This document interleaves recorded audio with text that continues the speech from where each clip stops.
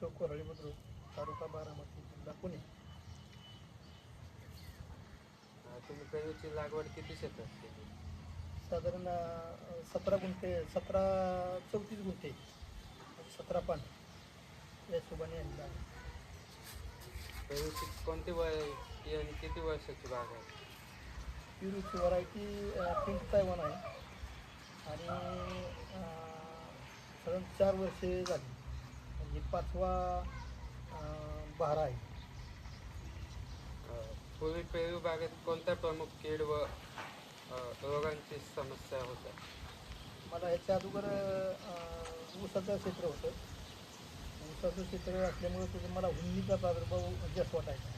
आणि रानं तांबाट असल्यामुळं त्याचं हुंदीचं प्रमाण मला जास्त वाटायचं. त्या समस्येमुळे उत्पादन व फळांच्या गुणवत्तेवर काय परिणाम होत होता?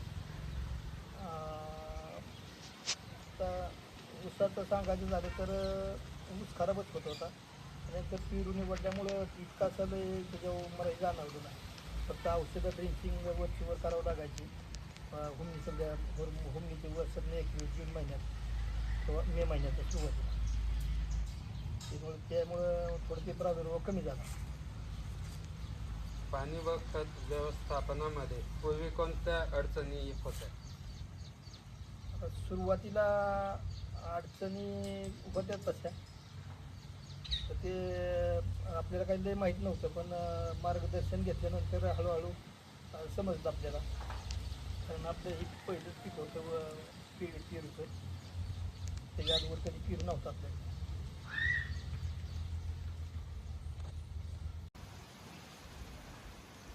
तुम्ही जैविक खते किंवा जैविक कीड व्यवस्थापन यापैकी कोणत्या पद्धतीचा वापर केला? जैविक म्हणतात तर आम्ही आमच्याकडं स्लरी हे आहे, स्लरी फिल्टर आहे, त्याचाही वापर आम्ही करतो. त्यात गूळ, गोमूत्र, शेण, बेसन पीठ असं मिश्रण करून 7 दिवस मुरवत ठेवून त्याचंही आम्ही रानाला ड्रिपद्वारे सोडतो. त्याचे आम्हाला जे बऱ्यापैकी फायदा होतो. आता तुम्ही आम्हाला तुमचे पेरू दाखवा कसे. अशा पद्धतीनं पेरू हे आहेत. क्वालिटी एकदम छान आहे.